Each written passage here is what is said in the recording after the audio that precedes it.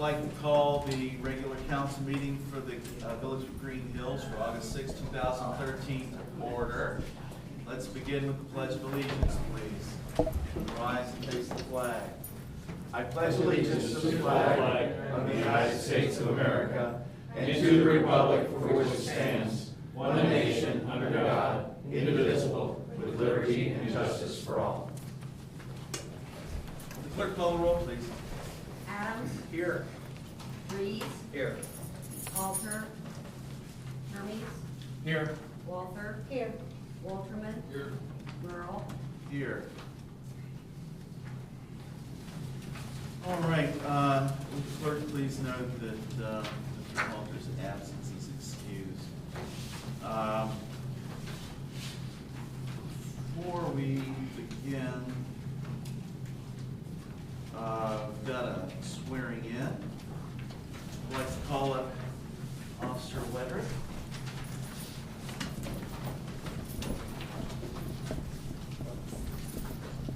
Eric.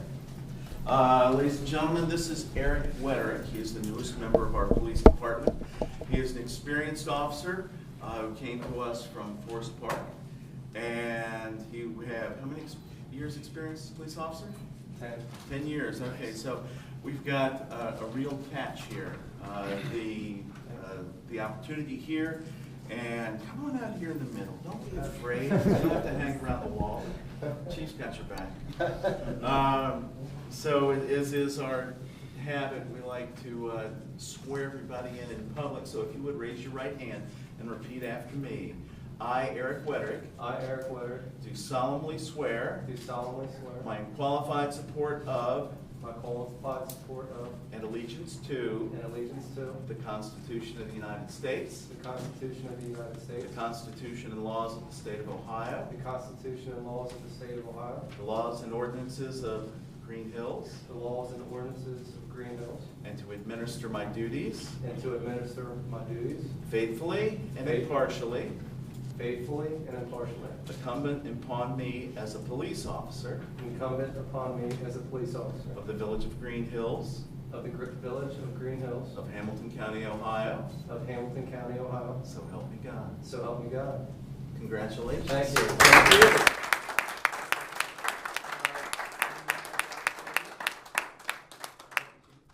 So, get a chance to introduce yourself to. Yeah, he does. There we go. All right. Excellent, excellent. Well, thank you. Thank you. Welcome. Thank you very much. It's a pleasure.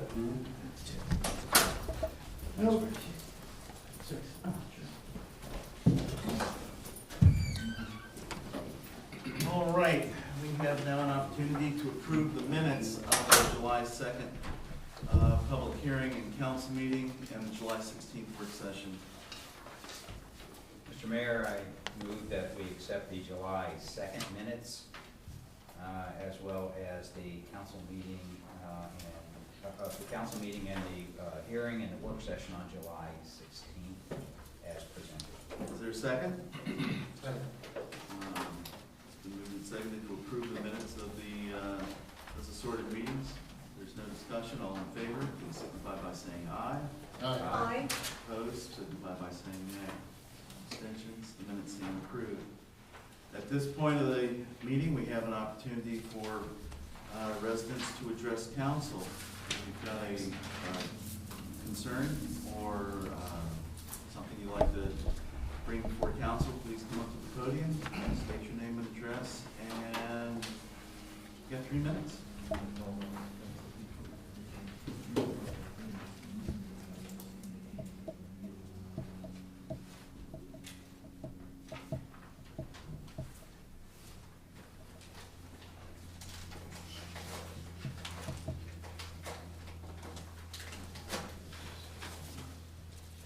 Good evening, Council Manager.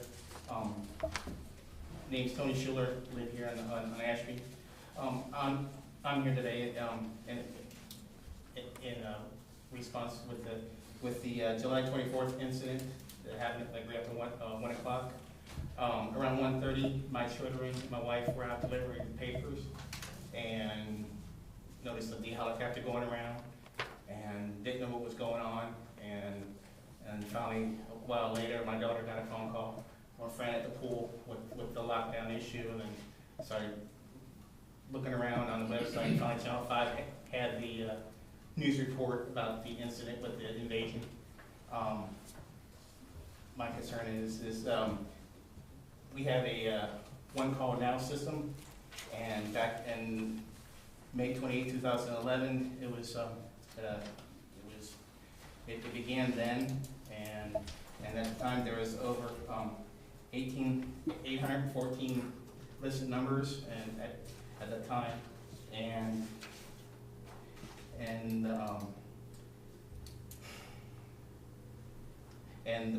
the purpose for that,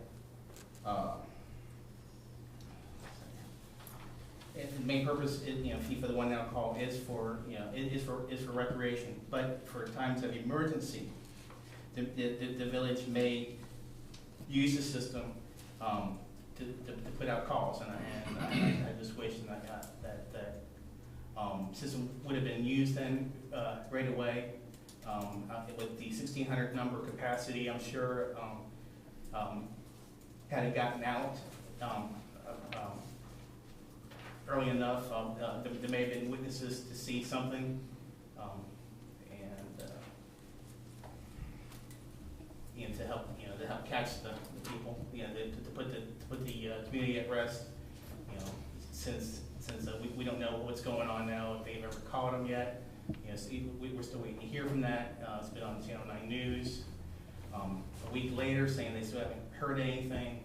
I was wondering, what's the update on it, and then if you use the one now call system, for 45 seconds worth of time, I think that it's been enough time to, when something's like that occurred, to put out a quick memo about the descriptions. If you see anything, call it in. I think that would be worth our tax dollars, since we're putting up like $1,200 a year for it. Appreciate that. Thanks. Thank you, Mr. Schuler. I suspect the chief will have an update in his report on the status of the investigation, where we can actually make information public. The system has the capacity, but people have to register their phone numbers. That's a voluntary thing. I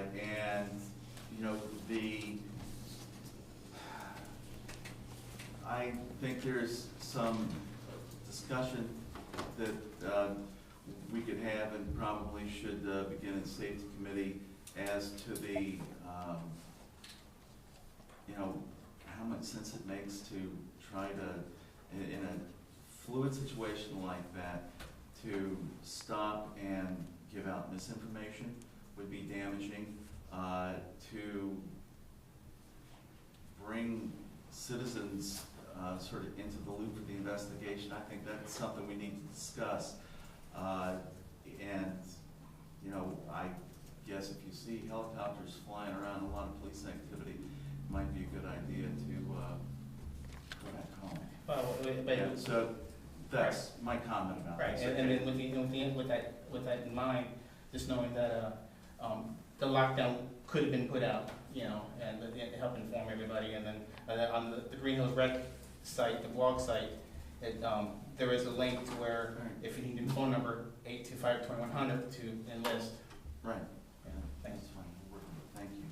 Is there anyone else?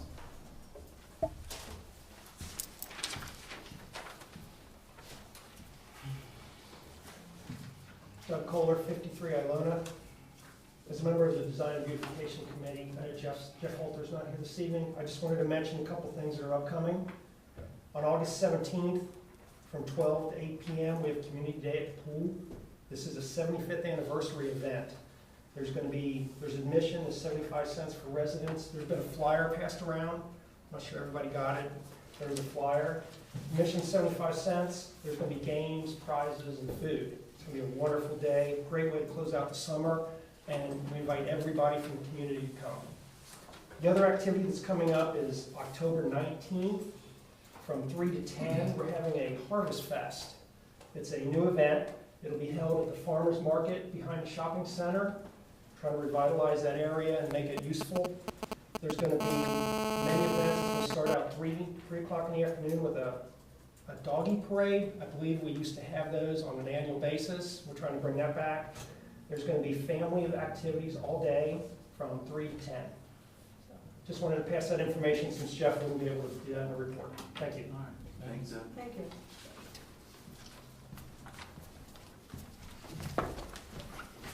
George?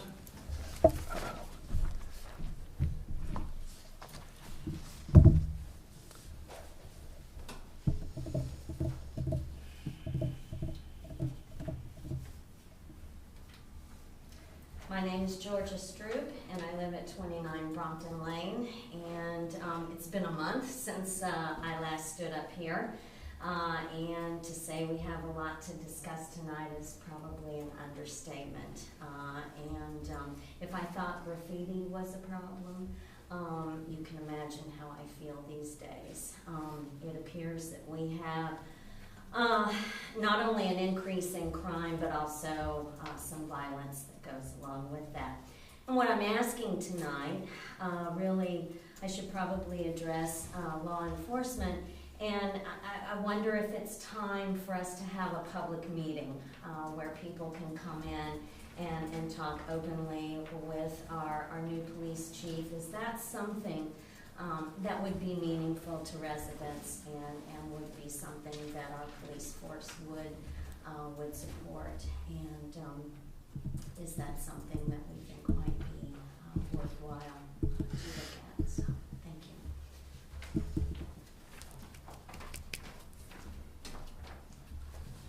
Thank you, George. Chief, I'll let you think about that. I'm ready to answer. Answer that, please. First of all, ma'am, Ms. Stroop, we're welcome anytime to holding any kind of public meeting.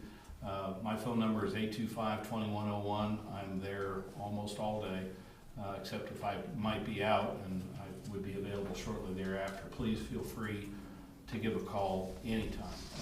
And if Mary, you'd allow me to address, is it Mr. Ashby? Schuler. Schuler. I live on Okay. I knew there was one in there somewhere. Tony? Yes. Okay. I'd like to maybe ask you to put yourself in my shoes. The call came in at 1:28 in the afternoon. Sergeant Ward and I were in police headquarters with a brand new officer that you just saw sworn in tonight. As a matter of fact, I had just issued him his sidearm when the call came in. We rushed to a cruiser and were there in 2 minutes. I have to confess with you, I didn't even know what one call was until there was a controversy about it. That was one thing that I just hadn't been briefed on. I think perhaps maybe the initial purpose wasn't really public safety, but I have to confess to you that even if I knew about it, that would not have been anywhere near my top list of priorities, knowing what I knew. Now, you don't know what I knew at the time. And secondly, Mr. I don't think that we have a wild crime spree, nor do I think that we have ruffians or outlaws or gunslingers on the loose in Greenhills, and that's evidenced by the fact that this hasn't happened again. There wasn't a string of these, and the information that we had on that day led us to believe that there was a connection, perhaps, between the suspect and the victim, and that certainly there's an ongoing investigation, and the reason I won't be more forthcoming with that is that it damages the investigation. And I, more than anybody else, want to see the suspect made an arrestee. So I don't want to give out any details that might be damaging towards us making that arrest, but what I can tell you is that Sergeant Ward asked me immediately about, she said, suspects could have taken off towards the pool, towards the adjacent school area. Do you want to lock them down? And we talked very, very quickly and said, lock them down. We'll always err on the side of safety. Immediately thereafter, we got information as to where the suspects might be. It wasn't even within Greenhills. And then Sergeant Ward and I responded. Officer Wetterick actually stood by. In my judgment then, and in my judgment now, there was no danger to the community any greater than there is right at this moment. We don't know what's going to happen next. I think we made good, solid decisions on that day. I don't think that the use of that call system would have done anything other than to stir panic. I think that we had an idea where the suspects were. They were actually within police custody at that time. This is America. There's due process. We didn't have enough at that time to make charges, but we're working very diligently on that. I can tell you that one of the things that I prepare every month is a look at where we're at. Last month in Greenhills, we had 4 crimes. That's one of them. So I don't see a real crime spree here. What I see is what's typical in America right now. You know, there's a problem with some isolated violent crime. Typically, it's related to drugs. If I had to bet, I'd say that's what this case involved. But I don't think that it was random. I don't think that it was necessarily it was a danger to the entire community. So, gosh, I don't have all the great ideas in the world, and I'm always willing to listen to other ideas that residents, community leaders, business people have. And any time that you would like to call the Stroop and set up a meeting, if you want to set up a neighborhood watch or a community meeting, we're more than open to that. But I think that if we took you inside what actually occurred that day, I think things were done very well. The cooperation was just unbelievable. Within minutes, Forest Park police officers were there, park police officers were there. I called in the Ohio Bureau of Criminal Investigation because I wanted to make sure that nothing was missed in the crime scene. I frankly don't think that it could have been handled any more professionally by the officers that were involved. And you know, the only thing that would satisfy me more is if we're able to make an arrest in that case. Thank you. Well said. Mary?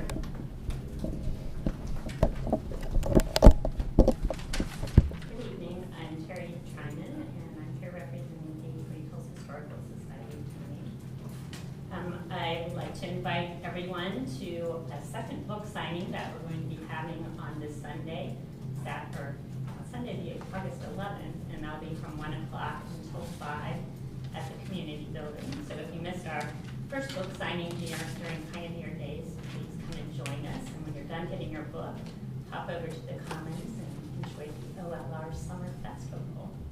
And I'd also like to give a personal thank you to our village manager, Yvonne, who's brokered a partnership with the Historical Society and the post office. So these books are now available at the post office during their business hours. Cost is $22. It's a great gift, and if you purchase one at the post office, please go ahead and come over and visit us on this Sunday and get it signed by the authors